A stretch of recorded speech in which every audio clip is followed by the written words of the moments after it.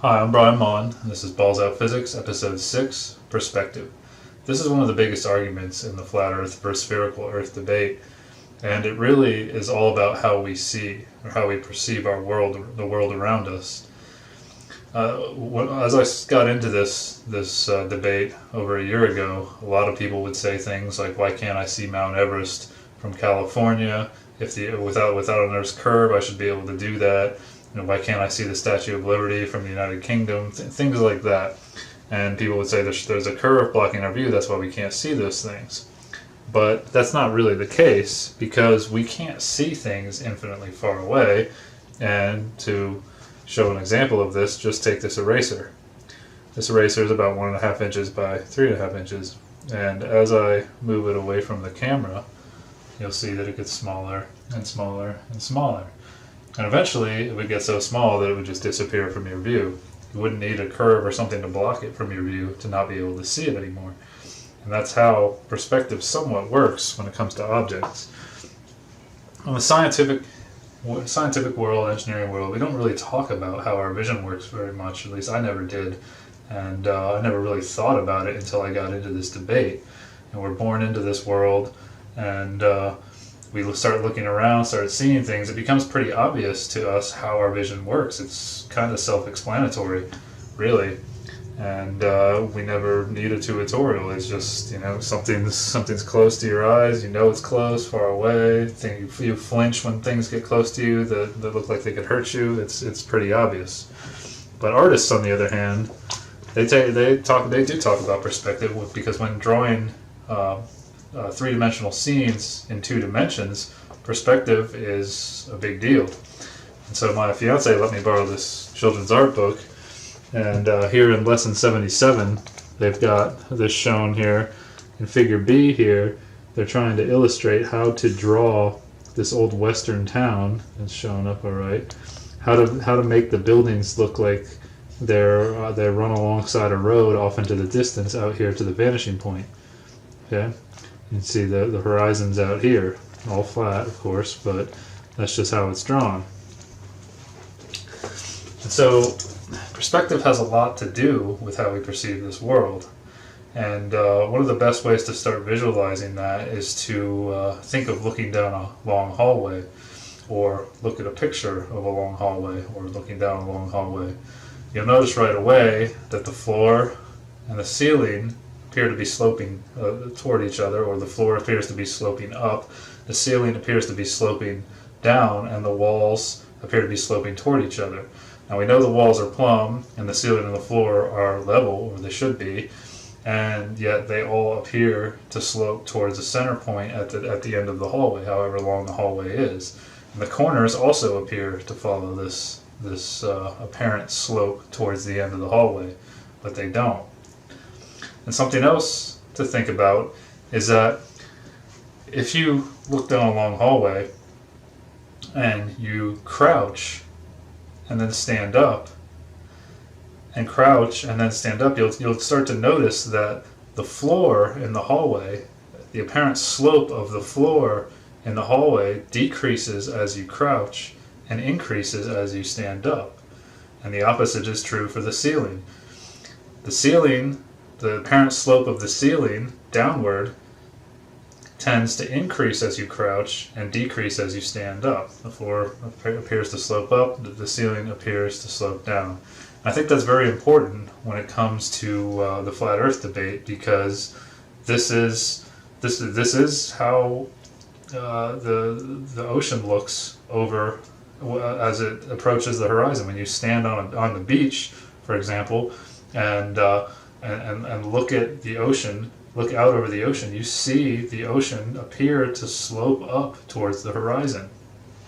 Another thing to notice on the beach is if there's clouds out and you see birds flying around, if you really think about it, in your view, birds that are close to you actually appear to be above clouds.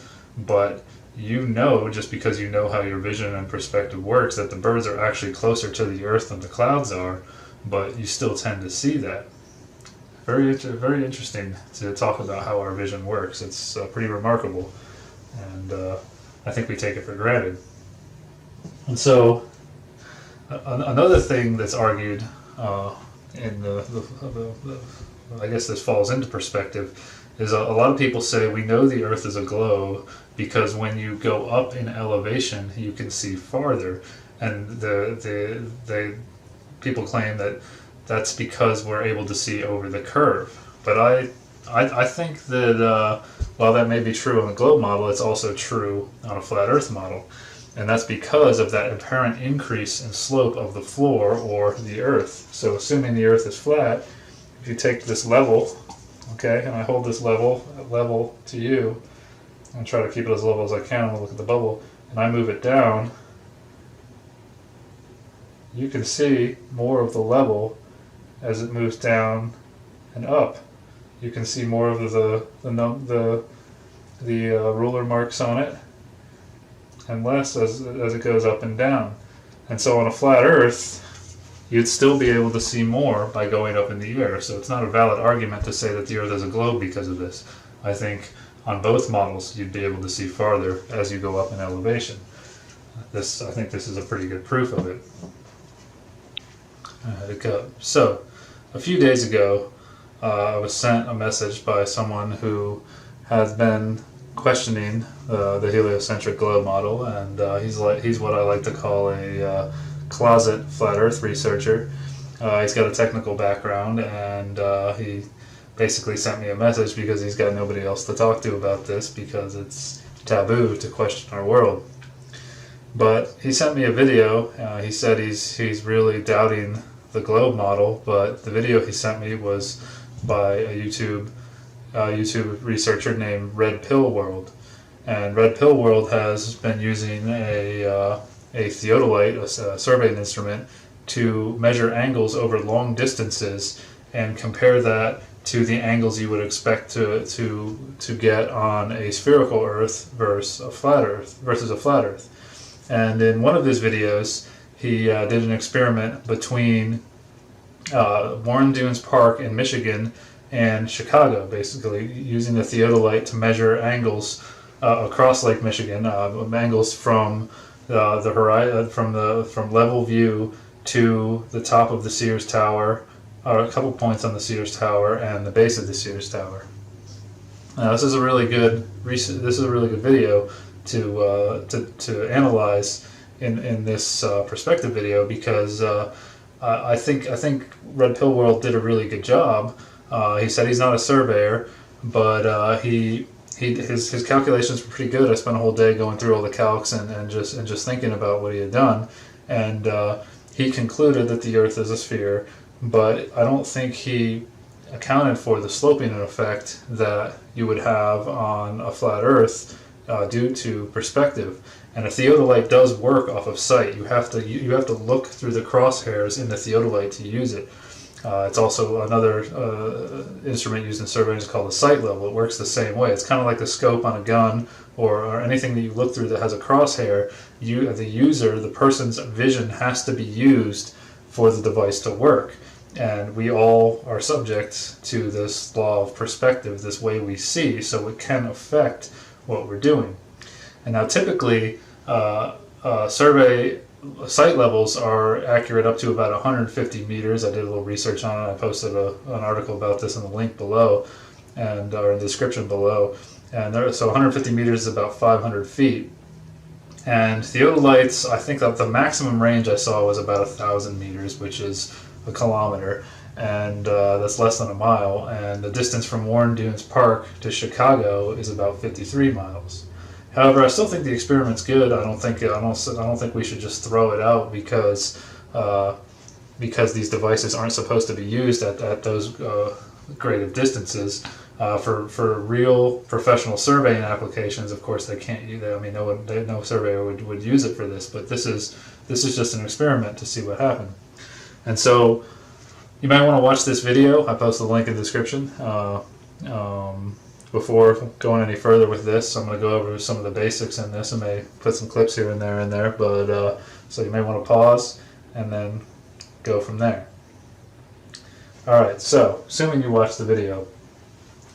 In the video, Red Pill World did calculations for both a flat and spherical Earth.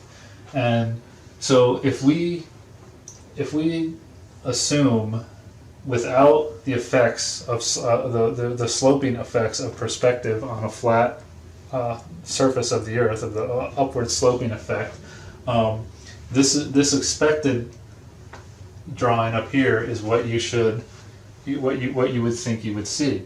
So if we have the theodolite over here at 778 feet above mean sea level, and the Sears Tower over here 52.3 miles away, and the top of the tower is at roughly 2,050 feet above mean sea level, then you should be able to just use a simple right triangle to determine what angle you should measure with the theodolite to the top of the tower. The angle you should have, the angle the theodolite should calculate from having to rotate the device up from perfectly level view, assuming that this, perfectly level view from the theodolite right here, what angle would be measured by the theodolite here, as shown. So this is simple trigonometry, okay? You've got 52.3 miles, which is 276,189 feet. That's your adjacent leg for your right triangle. And then your opposite leg, okay, this would be the hypotenuse, the sight line. The opposite leg is 2,050 feet minus 778 feet gives you your opposite. So your opposite leg, the inverse tangent of your opposite leg divided by your adjacent leg gives you this angle, which is 0 degrees, 15 minutes, and 47 seconds. Okay? And surveying, angles are typically given in terms of an hour, and for precision, that's what the devices give. If you want to convert that into a decimal angle, something that you can you may be more familiar with if you've never done any surveying or worked with this, you can just say 0 plus 15 divided by 60 plus 47 divided by 3600. That gives you 0.263 degrees. Very small angle, okay? Very small angle up. That's what you should expect to see. But that doesn't account for all of the sloping effects due to our perspective, due to the user's, Red Pill World's perspective, due to his eye.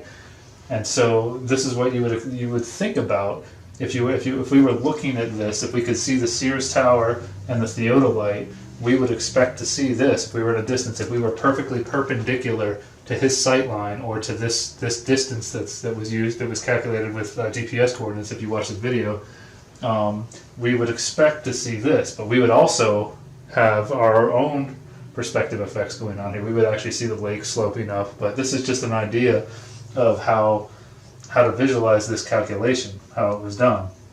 I've got the actual down here, but I'll talk about that in a minute.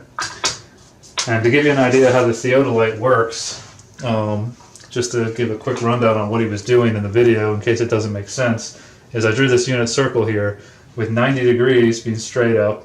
I put 180 degrees. Typically a unit circle goes counterclockwise, but I just drew it this way because of how the sketch is drawn. So 180 degrees over here, 0 degrees here. Imagine this eraser is the theodolite, the device that's on the tripod that he was using in the video. Okay, when it's perfectly leveled out, when the scope is pointing perfectly level, straight out at the horizon. I mean, the scope, the crosshair is level. Okay, does that make sense? Then the angle on the theodolite will be 90 degrees because it's working off of a vertical angle, not a horizontal angle. Okay, so if he has to rotate it up to get what is expected here to get this angle, then he would get 89, or he would get 90 minus this small angle would give 89, 89, I can't figure that out in my head in minutes and seconds, but you see what I'm saying. You would subtract this angle from 90 degrees, and you would get 89, I'll do it in my head, 89 degrees, 45 minutes, and 13 seconds is what you would get, right? I hope my math was right there, my head math. So, if you watch the video, that's not what he ended up getting, but we'll go over that. He also did calculations for spherical, but I'm arguing for flat Earth since he argued for spherical Earth on this experiment. So, if you watch the video, I've set this board up here based on what you saw at about 5 minutes and 30 seconds. He showed a shot through the theodolite of the crosshair right down here at the base of the building. This is looking across Lake Michigan, okay, from Warren Dunes Park at an elevation of 778 feet. Okay, he shot down here to determine the distance to the horizon, and he got an angle of 90 degrees, 13 minutes and 40 seconds. And he calculated where the horizon would need, where the horizon, the angle to the horizon that you should expect from horizontal view or from 90 degrees vertical angle, perfect vertical angle with the theodolite leveled. He calculated what that angle should be, and it was around 14 minutes, a little over 14 minutes. I think this is about a minute off. I don't remember the exact number. And so he concluded, mainly because of this number, I think, that the Earth is spherical. Now, he also calculated what angle should be expected to the top of the tower, which was, using the vertical angle, the distance below level view. He calculated that would be 90 degrees, 6 minutes and 47 seconds. He actually subtracted this from 0, and it was a negative 6 minutes and 56 seconds. But I'm going to use it in terms of what the theodolite measures. So it should have been 90 degrees, 6 minutes and 56 seconds for a spherical Earth. That's where the top of the tower should have appeared. Okay? So, arguing for a flat Earth here, first of all, he also calculated what the expected angle should be, vertical angle measurement should be to the flat Earth horizon. He assumed that the flat Earth horizon should be at the base of the building. Okay, and he got an angle of minus 2 minutes and 24 seconds, I think, which would be 90 degrees, 2 minutes and 24 seconds measured by the theodolite. But there's no need to calculate the flat Earth horizon. The flat Earth, the true flat Earth horizon would always be at level view, would always be at the center of your view. Because think about the hallway, okay? The floor and the ceiling would be sloping together, right? And so on a flat Earth, the floor, the Earth, would be sloping towards the horizon, and the flat Earth and the sky would meet at this line at 90 degrees. There's no need to calculate it. So the true horizon at 778 feet would be just above the top of the tower, because he measured a very small angle to the antenna, negative 7 degrees, or 7 seconds, which that's tough to say. I mean, these are really far distances. I mean, to even bump that theodolite, I imagine would give you some type of very small measurement or angle measurement. Okay. So, assuming a flat Earth, okay, I drew here, kind of based on that beach scene you saw earlier, what a perspective should look like outside, keeping the hallway in mind. If you're outside, this is what I would expect to see on the beach or on a lake in the flat Earth model. See, the Earth is sloping up towards the horizon, and the sky is sloping down towards the horizon as well. Whether the sky is flat or a dome, I'm not going to get into that, because we're more worried about the slope here of the Earth. If the Earth is flat, it's going to slope to the horizon and meet the sky there, regardless of what the sky is doing. But we assume that the sky is sloping at a greater rate, and that's why I drew these imaginary corner lines like this, because we're so close to the Earth. We know we're a lot closer to the Earth than we are to the sky. And so the slope of the Earth is going to be a lot less. The slope of the Earth towards the horizon, the slope up towards the Earth, the rate of slope towards the horizon is going to be a lot less than the rate of slope of the sky towards the horizon. That makes sense. Okay? Think about the video I showed of crouching and standing up, and how that affects the apparent slope of a flat surface, a level surface. Okay? So, assuming that's what's going on here, the lake is sloping up towards the horizon, as it appears in Red Pill's video. If you look through the theodolite, it definitely appears. You see water looking like it's sloping up towards the horizon. Okay? And so you see this horizon here, okay? But the true flat Earth horizon should be farther away. It's up on this drawing, but it should be farther away, back in the distance, farther away than this building is, okay, than the Sears Tower is. So this right here is what I'm calling the apparent horizon. And the reason for that is seeing the true flat Earth horizon is going to be very difficult because there's air in the way, there's smog. Okay? If you've ever lived by a body of water, then you're probably very familiar with this horizon moving. On a cloudy or a foggy day, the horizon is a lot closer to you when you're standing on the bank. And on the more clear day, it moves farther away. The horizon moves based on the clarity. Okay? So this, I think, is just the apparent horizon based on that day. It was a pretty clear day, but you can see some haze in the distance, especially when you're looking through this theodolite at 5 minutes and 30 seconds. There is a haze there. You can clearly see it.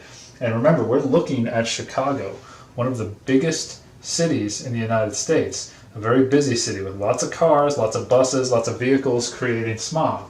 Okay? Seeing this true flat Earth horizon through Chicago is going to be very difficult. You're going to need magnification for one, and it still may not even be possible. So this horizon right here, I think, is just apparent, and if you look at it really closely, you can tell that it's not perfectly straight.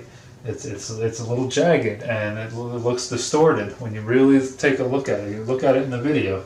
And that's why I drew it kind of wavy like this, because I think it's just a distorted line we're seeing. Okay? So imagine that floor sloping up in the hallway, and that this lake and the earth is doing the same thing.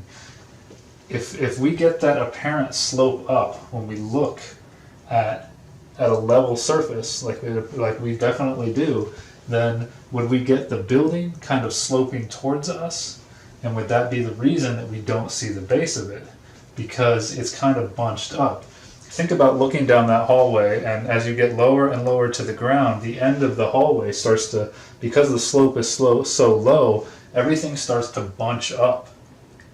Go do an experiment with this yourself. I mean, that video I took in a hotel hallway isn't the best, but as you get closer and closer to the floor on a long hallway, you really get a lot of bunching up effect here. Okay? And so, I think this has a very big effect on how this building, the Sears Tower, appears there. See what I'm saying? I don't think that the object, going back to this eraser, there's a linear decrease in the size of the objects when you're looking over a flat surface, when you're not centered between the floor and the ceiling. Okay? Well, I've seen a lot of perspective drawings out there that flat earthers have made, or flat earth researchers, like myself, and I've seen people overlay the perspective lines on, say, a road that's going off into the distance, or a set of train tracks that's going off into the distance, and you notice that they're typically drawn like this. This is an old drawing I made to show perspective, to show the sky and the earth. And that you see these corner lines, okay? They're equal on the earth and the sky. This would only be the case if you're perfectly centered between the sky and the earth. Just like in the hallway. You'll notice that the corners appear equal, and the slope of the earth, or the ceiling, or the floor and the ceiling appear equal when you're about in the center of the hallway. So, that would also be the case on a flat earth. And I think that this distortion effect is due to the fact that we're so close to the floor, so close to the earth. And so, if you noticed on the first board I had up here, I drew an actual view, like a side view of what the perceived effect, line of sight from the theodolite would be for red pill world. So this is basically what he's seeing, what he's seeing here from this side, if that makes sense. Okay? Just to try to visualize what's going on here. Okay. Okay. So, elevation 778 feet. The apparent size of the building is definitely smaller, and so he's shooting across the lake, level sight, and he had to rotate the theodolite down. You know, remember the angle was 90 degrees, 3 minutes and 47 seconds. Later in the video, he just subtracted that from a horizontal or level line to get negative 0 degrees, 3 minutes and 47 seconds. Okay, and so you can clearly see in the theodolite image that the lake is sloping up and the sky appears to be sloping down. These are apparent, right? We know that the lake is not sloping up, but it appears to be sloping up. And so the building wouldn't the building want to slope too? Wouldn't we get that apparent slope effect toward us or toward red pill world as he's looking through the theodolite? And so I think that is what is actually creating this angle here, and this bunching up as you get closer and closer to the true horizon, or to the vanishing point, which is really, I think, goes to infinity. You just have to keep zooming in to see it. But that bunching up effect as you get to the end of this slope over here is what's creating that illusion that the building is smaller. So it's tough to say.